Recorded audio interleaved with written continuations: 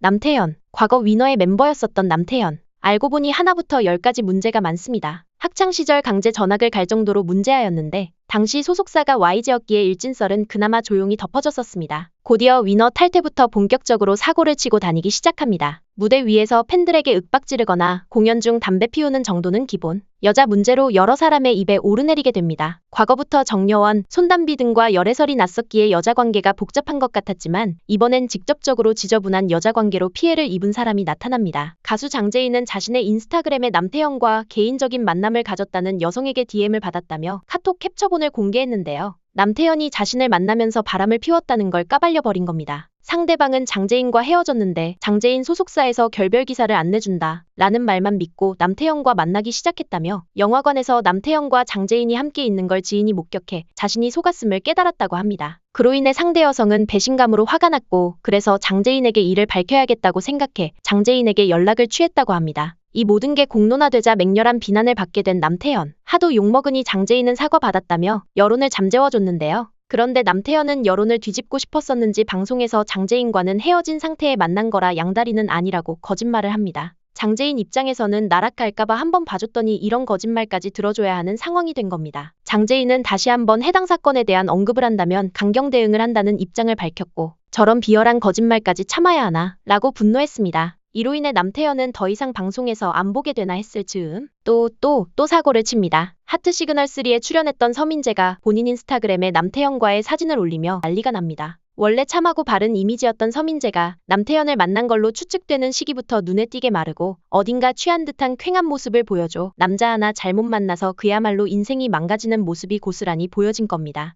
어이없는 건 맞땡염의 보도 이후에도 태국에서 공연을 하고 전시회를 다니고 클럽에서 디제잉을 하거나 음주운전 사고까지 내면서 전혀 자숙하지 않았는데 불구속 기소라는 게 기가 막힌다는 겁니다. 이후 추적 60분에 출연하여 자신은 맞땡 중독 치유 재활센터에서 치료 중이며 빚이 5억이 있고 연체된 카드값이 있다고 밝히며 불쌍한 척이란 불쌍한 척은 다 했는데 그래서인지 재활센터에 다니고 있다는 점을 참작하여 내려진 결정이라고 합니다. 망가지려면 본인만 망가지지 여자 문제와 맞땡 문제까지 사람을 끌어내리는데 재능이 있는 것 같습니다.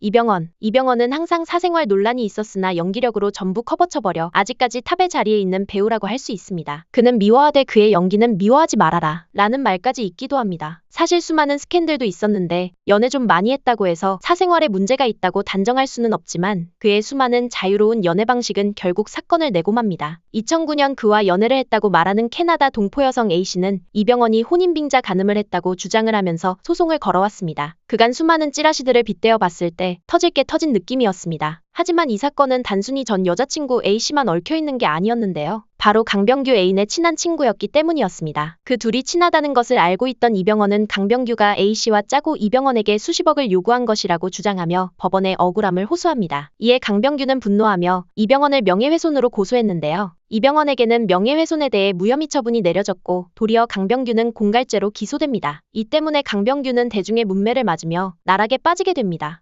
감정이 상할 대로 상한 강병규는 이병헌의 촬영 현장에 따지러 갑니다. 하지만 이병헌과의 문제는 풀리지 않았고 그 과정에서 드라마 제작사 사장과 강병규의 몸싸움까지 일어나게 됩니다. 폭력 사태까지 연루된 강병규는 SNS에서 이병헌을 계속해서 비난했었기 때문에 많은 이들은 강병규가 자격지심과 질투로 이병헌을 괴롭힌다며 그의 말을 무시하게 됩니다. 하지만 강병규가 맞았던 건지 이병헌은 또 한 번 논란에 올랐습니다. 2014년 외도를 시도하다가 50억 원의 협박을 당하게 되는 사건에 연루된 것입니다. 사건의 전말은 이렇습니다. 걸그룹 글램의 멤버 다희는 이병헌과 불륜을 하던 모델 이지연과 자주 만남을 가졌었는데요. 이지연이 술을 사러 잠시 자리를 비우자 이병헌은 다희에게 성적 수치심을 유발하는 질문을 마구 던집니다. 이에 다희는 자신에게 음담패설을 건네는 이병헌의 모습을 몰래 촬영했고 이지연은 분노하며 어떻게 제 동생한테 그럴 수 있죠? 라며 자신에게 50억을 주지 않으면 인터넷에 유포하겠다고 협박한 건데요. 이병헌은 그 협박에 응하지 않고 경찰서에 협박죄로 고소를 합니다. 결론적으로는 이지연은 이병헌과 진지하게 사귀던 사이라고 착각했는데 자신이 동생이라고 생각한 다희에게까지 접근하고 자신과의 관계를 제대로 정립하지 않자 배신감을 느껴 우발적으로 저지른 사건으로 보여집니다. 그 과정에서 불륜녀였던 이지연이 SNS에 이병헌이 선물한 것들을 자랑했던 것이 밝혀져 결국은 불륜을 저질렀던 건 팩트였고 이병헌의 이미지는 또다시 급강합니다. 이병헌은 로맨틱, 성공적이라는 주옥 같은 멘트를 남겼고 아직까지 조리돌림을 당하고 있는데요. 사실 제일 불쌍한 건 아내겠죠. 당시에 이민정은 임신 중이었던 것으로 알려져 더욱 안타까움을 샀습니다. 이렇게 평판이 좋지 않은 와중에도 연기력은 거의 악마의 재능급이라 계속해서 활동을 해오고 있는 이병헌은 최근에는 둘째까지 생겼다고 합니다. 이민정 정말 보살입니다.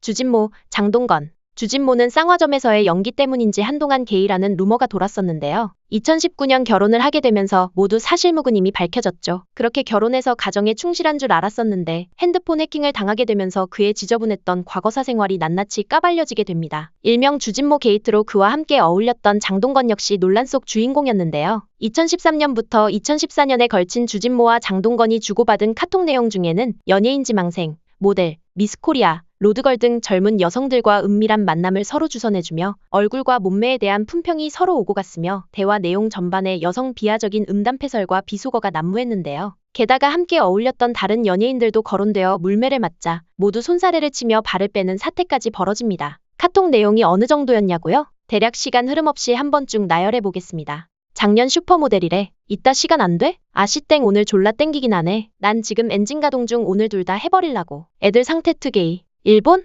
한국 애들. 아 잡아봐봐 쪼움. 새벽에 콜하면 잠깐 들러. 오늘 작업해보려고. 작년 미스코리아. 건수가 끊이질 않는군. 나 아직 살아있어. 다음 주쯤 한번 만들어보자. 근데 한 명이 유부녀야. 30대 초반인데 몸은 진짜 예술이야. 키도 크고. 오우 한번 달려보자고. 오늘 트레이너 애들 안 되는 거야? 당장은 어렵지 간도 봐야 하고 유부녀라서. 너 로드걸이랑 미국서 온 애들 있잖아. 새끼가 흐르는 스타일이야. 풀샷은 걱정하지 말래. 올 여름 야외 수영장에서 비키니 촬영하는데 난리 났었대. 대략 이런 내용들인데요. 쭉 훑어만 봐도 이런 만남이 굉장히 주기적으로 있었던 것으로 보입니다. 그런데 어이없는 건 장동건은 이미 결혼을 한 상태였습니다. 이에 대해 고소영과 장동건은 어떠한 대응도 하지 않았으나 이 사건 직후 장동건 부부가 아이들과 여행을 가는 것을 목격한 이의 말에 따르면 고소영은 비행기에서 내내 냉랭했으며 그래서인지 장동건은 먼저 귀국하고 고소영은 아이들과 하와이에 더 머물렀다고 밝혔습니다. 게다가 주진모는 신혼 초에 지저분한 사생활이 전부 까발려진 거라 사람들의 관심이 아내 민예연에게 쏠렸고 그런 심적 부담감 때문에 그녀는 SNS를 폐쇄합니다. 완전히 망가져버린 이미지 때문에 주진모는 차기작 소식이 뚝 끊겼고 장동건은 시간이 흘러 고소영이 용서를 해준 건지 SNS에서는 다정한 모습을 보여주고 있습니다. 물론 해킹으로 인해 사생활이 유출된 사건이긴 하지만 아무리 사생활이라고 해도 그로 문제가 될 사항도 분명히 있었고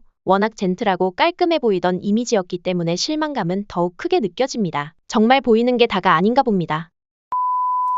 김정훈. 노래뿐만 아니라 연기로 최근까지 간간히 얼굴을 비추며 활동 중이었던 UN의 멤버 김정훈. 2019년 연애 프로그램인 연애의 맛에 출연하여 김진아와 핑크빛 기류를 보여주며 대리 설렘을 안겨주었는데요. 연애 프로그램 특성상 교제하는 이성이 없어야 하기 때문에 사전 미팅을 꼭 진행하는데 미팅 당시 2년째 솔로라고 밝혔지만 사실은 여자친구가 있었습니다. 게다가 뱃속에는 김정훈의 아이를 가진 상태로 말이죠. 김정훈은 임신한 아기 출산을 앞두고 연예인으로서 자신의 이미지를 실추시키기 싫다며 아이를 지우라 했으며 여자친구 집이 계약 기간이 만료되어 본가에 내려가겠다고 하자 김정훈은 집을 구해주겠다며 임대차 보증금 1,000만 원과 월세를 해결해주겠다는 약속을 했지만 임대인에게 계약금 100만 원만 지급하고 갑자기 연락이 두절되었다고 밝혔습니다. 이에 여자친구는 당장 태어날 아이와 살 길이 막막해져 약속한 보증금과 임대기간 내 월세를 청구했습니다. 하지만 김정훈은 사실이 아니라며 친자가 맞으면 양육에 관련해 모든 걸 책임지겠다고 발표하고 악플 때문에 괴롭다며 2차 가해를 당하고 있다고 엄풀을 합니다. 여자친구 측은 문란한 여자로 엄플당하는 것을 억울해하며 친자 확인에 무조건 응하겠다고 했지만 모든 기사는 여자친구에게 불리하게 쏟아집니다. 아마 만삭 상태로 이어지는 비난과 소송이 버겁고 힘들었던 것인지 결국 고소를 취하합니다. 그러자 기다렸다는 듯 일본 활동을 시작하고 유료팬 행사를 열기까지 합니다. 그렇게 꽃뱀한테 당한 것처럼 굴며 뻔뻔한 모습을 보이던 김정훈. 하지만 손바닥으로 하늘을 가릴 수는 없겠죠. 유전자 검사 결과 뒤늦게 김정훈의 아이가 맞는 걸로 밝혀집니다. 자신의 아이를 가진 임산부에게 모든 비난과 화살을 쏟아지게 만들고 자신은 아닌 척 오리발을 내민 겁니다. 자기가 한 일의 책임을 당당히 져도 모자랄 판에 자기 이미지 실추시켰다고 임산부에게 1억 원의 소송까지 넣는 등 파렴치한 행동을 했던 것으로 밝혀져 충격을 주었습니다. UN 멤버는 최정원도 그렇고 하나같이 안 좋은 문제가 있네요.